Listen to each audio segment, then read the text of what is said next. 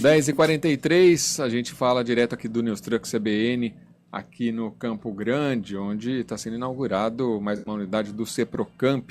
Só mandar um abraço aqui para o Fábio Gomes, ele fala, mora aqui na região do Campo Grande, mas também tem o André como segundo nome, por isso que ele mandou aqui bom dia, Xará. Seja bem-vindo à nossa região e um ótimo programa para você. Obrigado, viu? Fábio André Gomes, então, né? Ele mandou aqui, ó, manda um abraço para minha ex-professora, por isso que eu estou citando a ex-professora, Valéria Rain. Tá vendo? Além de ser uma ótima repórter, foi professora, tá lá no sangue também, essa veia da educação. E é justamente sobre isso que a gente fala agora, também com o educador, o secretário de Educação de Campinas, aqui José Tadeu Jorge. Muito bom dia, secretário. Obrigado em atender a CBN Campinas. Bom dia, um prazer enorme. A gente que agradece a presença do senhor aqui no News Truck da CBN Campinas, agora sim com o microfone, né? Ok, bom dia, é um prazer. Bom dia, secretário. A gente trazendo, né, essa informação então, da inauguração de mais essa unidade do Ceprocamp e a importância da qualificação, né, no âmbito da educação. A gente tem aqui educação de jovens e adultos, também a gente tem a qualificação técnica, tão fundamental hoje em dia, nessa época que é difícil de se conseguir vagas. 2, onde há vagas, muitas vezes as empresas dizem que não há qualificação. O objetivo do que nós estamos fazendo através do Ceprocamp é exatamente o de preparar profissionais que possam atender às necessidades do mercado de trabalho. Essa ação de profissionalização é extremamente relevante. É importante que o Ceprocamp capta essas necessidades do mercado, oferece os cursos em unidades como essa que nós estamos entregando nesse momento, e com isso, tanto essas pessoas adquirem qualificação para estabelecer a sua posição no mercado de trabalho, quanto as empresas podem contar com uma mão de obra qualificada e com formação consistente. O prefeito Dário, ele comentava agora há pouco, né, relacionado a essa questão dos profissionais que buscam essa pesquisa de mercado para ver as necessidades, né, realmente para não fazer um curso, né, que a pessoa vai se qualificar, mas não tem nenhuma demanda, não existe, né, as vagas já não existem mais. Qual é o trabalho da Secretaria de Educação nesse projeto todo? Bom, a Secretaria de Educação trabalha em sintonia total com a FUMEC, onde está o Ceprocamp. O Ceprocamp é o braço da FUMEC para as ações profissionalizantes.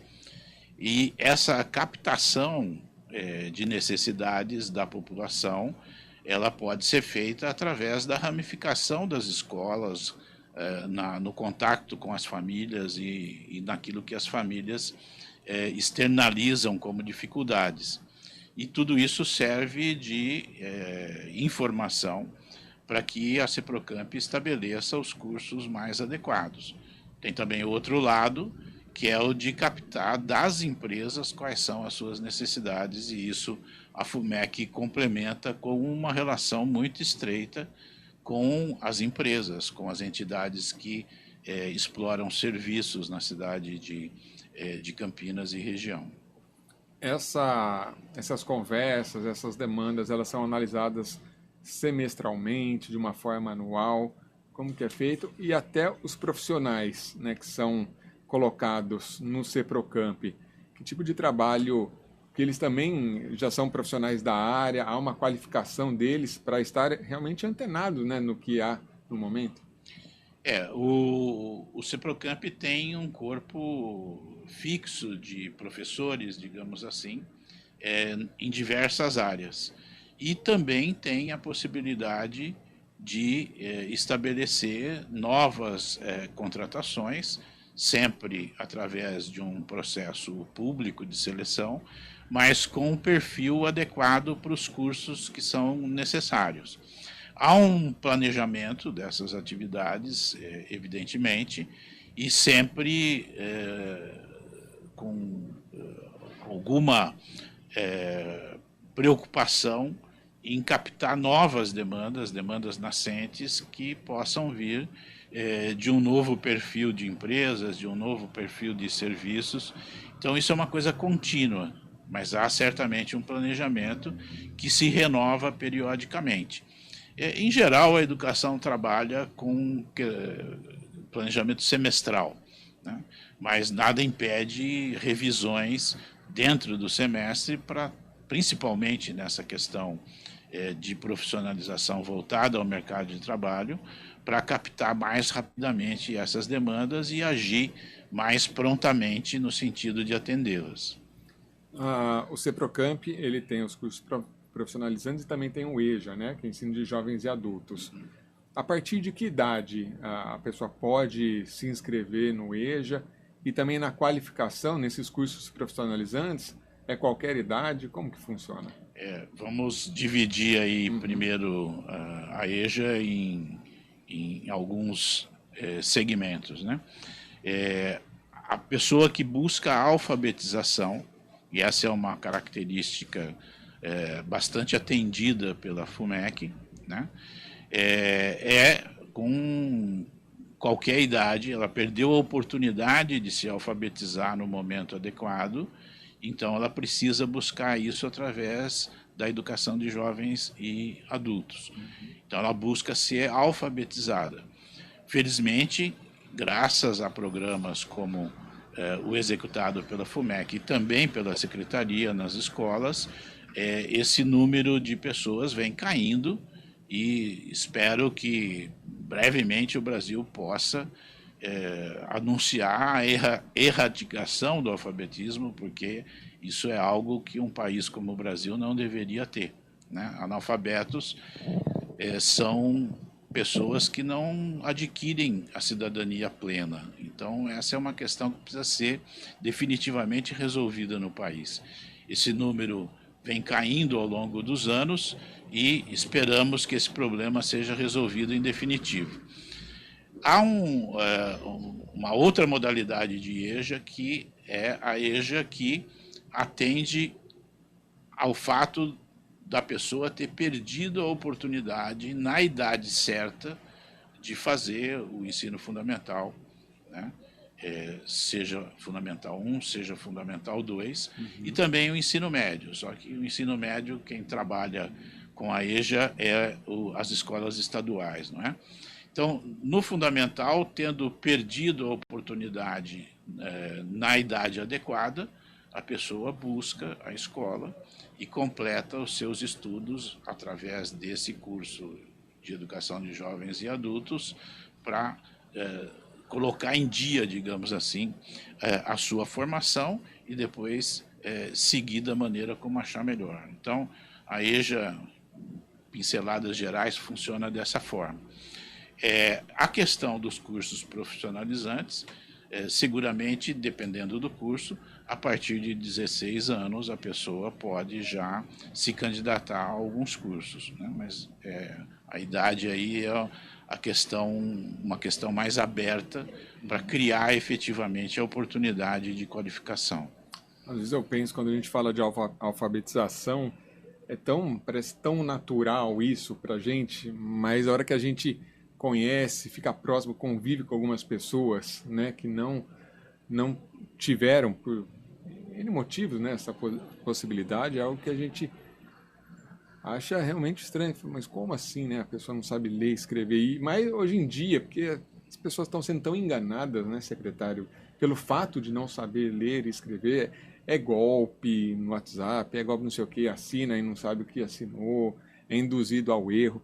Uma coisa tão básica que, independente da idade, né, nunca é tarde de buscar essa alfabetização. A pessoa não ter tido a oportunidade de se alfabetizar é uma exclusão do direito à cidadania. Então, de fato, ela precisa ganhar essa alfabetização, porque com isso ela adquire as competências para ser efetivamente um cidadão, né? Um analfabeto não pode votar, por exemplo. Esse é uma grave exclusão da cidadania dessa pessoa. E o Brasil tem uma educação tardia, na verdade, entre tantas carências que o país apresentou ao longo do tempo, essa é uma delas. A educação obrigatória, ou seja, exigir que a criança esteja na escola, é algo recente na história do Brasil, né? Estamos falando de algo que começa no final da década de 90, né? Com o ensino fundamental passando a ser obrigatório, né? Essas ações, depois complementadas em 2010, 2011, com a pré-escola também tendo frequência obrigatória por parte das crianças, elas resolvem um problema a partir daquele momento da obrigatoriedade. Como as crianças são obrigadas a estarem na escola, essa geração seguramente não terá analfabetos graças a essa obrigatoriedade. Mas há um passivo no país, né, um passivo criado por essa não obrigatoriedade, que na verdade é uma não importância atribuída à educação, que nós ainda estamos tentando resolver. Por isso que eu digo que o número de analfabetos ele é decrescente, isso vai terminar, mas ele termina, na verdade, com o fim de toda uma geração, né, que passou a ter a escola como um lugar obrigatório de frequência. Uhum. Secretário, tem duas participações aqui que a gente está recebendo aqui dos nossos ouvintes. O pessoal está mandando lá do estúdio, lá da Benjamin Constant, para a gente aqui. E duas pessoas questionando com relação à falta de professores na rede municipal. Um coloca aqui, a situação está realmente crítica. Falta professor, a Isabel aqui, uma das pessoas. Falta professor na rede municipal, secretário? De forma alguma. Podem existir situações pontuais e é importante a gente lembrar de uma situação que a gente ainda está vivendo, né? Que é a questão dos afastamentos inesperados por sintomas de Covid. Então, muitas vezes, aquele professor, não tendo sintomas, ele não pode estar presente naquele dia, e isso gera, às vezes, um afastamento de uma semana, às vezes até 10 dias por causa disso. Então, se há um número muito grande disso acontecendo numa mesma escola, nós temos realmente dificuldades em substituir esses professores de forma imediata. Por um caso pontual até consegue substituir, mas se for... na verdade, são casos pontuais, e os nossos professores que fazem a substituição, que são os professores adjuntos, eles têm um limite de atuação, e se forem muitos afastados ao mesmo tempo, essa dificuldade existe. Na verdade, nós estamos trabalhando no sentido contrário a isso. Nós estamos ampliando o número de professores, porque estabelecemos um projeto, um programa, que é o programa Superação, que decorre de termos identificado os prejuízos causados pela ausência de aulas presenciais durante a pandemia. As crianças ficaram fora da escola e, embora com atividades remotas, houve uma defasagem em termos do aprendizado dessas crianças em relação, por exemplo, à alfabetização, em relação à matemática também, em relação a outras matérias, pela ausência das atividades presenciais. As crianças não foram à escola. Então, isso causou um déficit de aprendizagem. Então, nós estamos trabalhando, esse é o programa Superação, no sentido de, com o uso de tecnologia como elemento auxiliar da educação, né, com a reordenação do currículo, com mais professores e até mesmo mais estagiários para atender os nossos alunos, nós estamos reforçando todas essas atividades para que isso possa ser recuperado. Então, no ensino fundamental, isso já está funcionando e começamos agora com o retorno depois do recesso, na semana passada, começamos agora a implantar isso também na educação infantil. Então, não sei exatamente se a observação da ouvinte se refere à educação infantil ou ao ensino fundamental. Infelizmente não mandou a mas escola. É possível que seja a educação infantil, porque nós estamos agora implantando o programa Superação no âmbito da educação infantil. Mas os nossos esforços são exatamente o contrário, suprir com mais professores para que eles possam ajudar a recuperar essa defasagem provocada pela ausência das aulas presenciais durante a pandemia.